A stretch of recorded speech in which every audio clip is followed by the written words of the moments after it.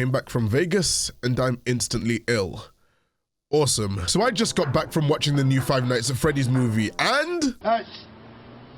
That's actually quite good. Let me preface this by saying that my expectations were admittedly mid to low. From the development hell that the movie's gone under, the switching between directors from Jill Keenan to Chris Columbus to Emma Tammi, the scrapped scripts that Scott posted on his subreddit, and the fact that Universal Pictures were very quick to dump the movie on streaming services on the same day as the theatrical release, things weren't looking good for the movie. Now that I've seen it though, I will say that my expectations were met.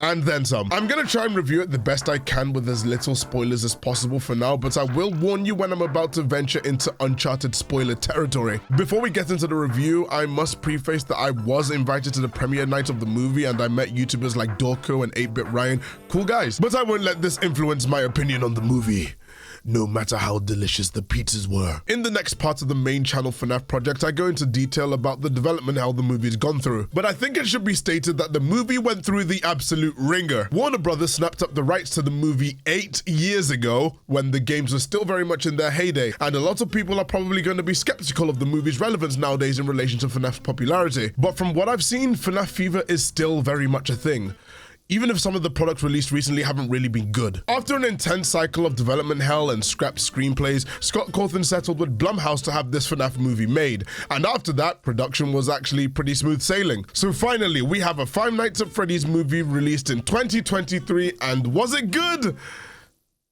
It was alright. Let's actually get into the things I liked about the movie, and I think I'll agree with literally everyone who's seen the movie or about to see it from the promotional material that the stars of the show were the animatronics themselves. These animatronics were made by the Jim Henson Company and they're fully functional, with videos being posted of the animatronics themselves interacting with YouTubers and fans. These animatronics look amazing in the movie and you can tell they really put attention to detail with the way they move, look around and interact with the characters in the movie. From what I can tell, the production switched from actual working machines to people in the animatronic suits, especially for scenes in which they do some slightly more extreme movements. Each of the animatronics are incredibly faithful to their original game counterparts, although I will maintain that Bonnie is not blue. He's purple, and the purple erasure that's occurred makes me sick. Literally sick. A lot of people were a bit miffed that the animatronics had red eyes, especially from the first trailer, but you'll be pleased to know that the red eyes somewhat make sense within the context of the movie. Another thing about this movie I really liked is the cinematography and the set design. The aesthetic of the pizzeria is second to none, with the old janky arcade machines strewn around the place and the scuffed lighting throughout really selling the abandoned look that I think the FNAF franchise actually kind of lacked after Scott stopped making the games himself. I really liked how the neon lights and the fancy party lights around the place allowed the cinematographer to go buck wild on some really stylized shots in the pizzeria. I'd say a good 60% of the movie takes place in the pizzeria,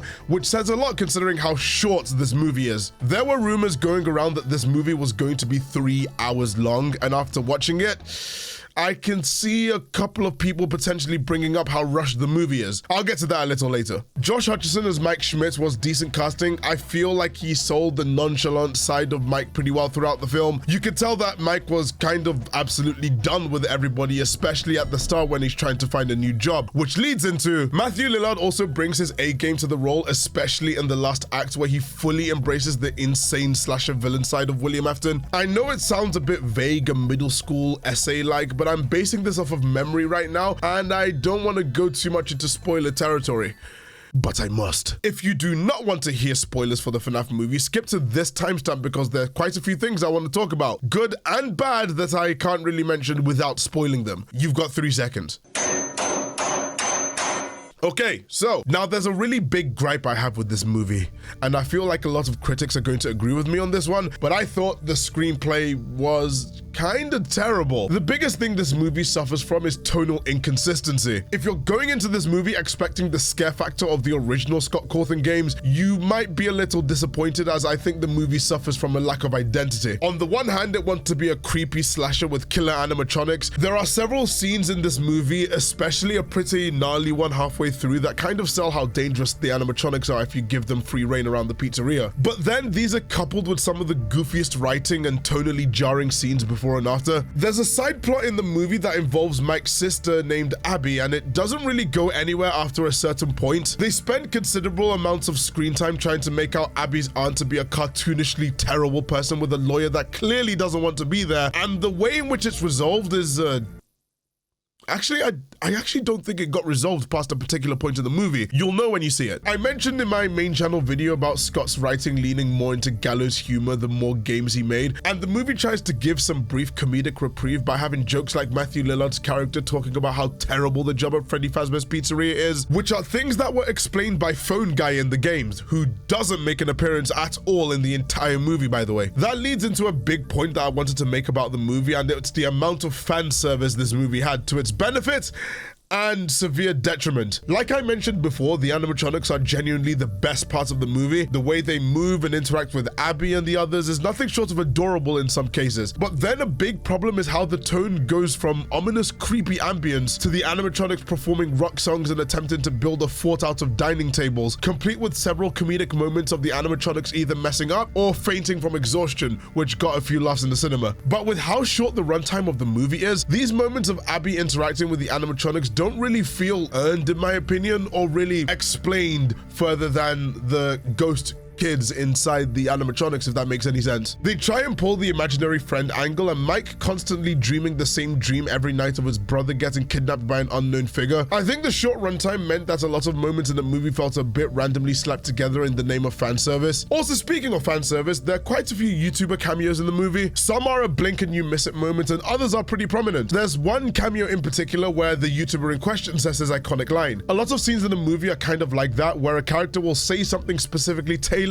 for the audience to gasp when they say the thing. It's not always a bad thing, but the scriptwriters clearly went to the Marvel school of comedic screenplays, because a lot of the moments in the movie suffer from the tension deflating when the character makes a quip. I'll also mention, for people who are interested in the lore, there are quite a lot of cosmic retcons in this movie that will definitely throw you for a loop. I know there specifically is one huge reveal in the movie that kind of destroys the canon established by the games. Not knocking it against the movie, because it's a good way of providing some tension and some exposition to the main story for people who don't know the games. But for people who are looking for lore tidbits in the movie, prepare to be a little confused.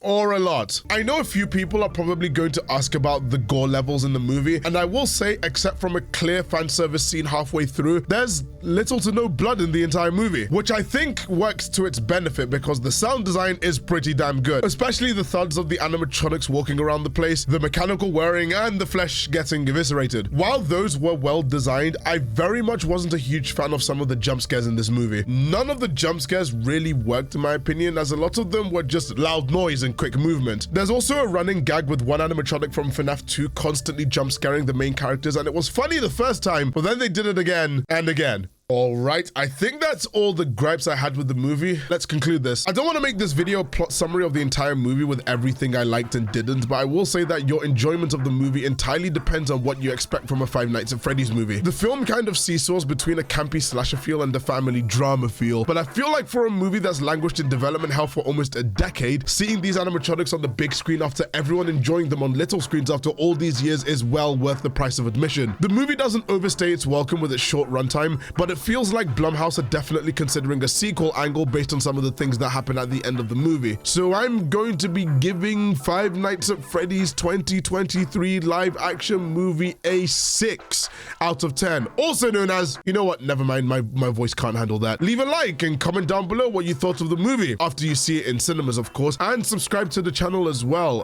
I just returned from TwitchCon in Vegas, so hopefully content returns very, very soon. I'm really ill right now, if you couldn't tell by the tone of my voice. So like, comment, and subscribe. It's very much appreciated that you guys are so patient while I work on the main channel video that I've spent months and months working on and not being paid by my YouTube network. I don't want to ramble for too long. For those of you guys who are watching on the second channel, which is all of you, since this is a review on the second channel, I'll see you guys in another video.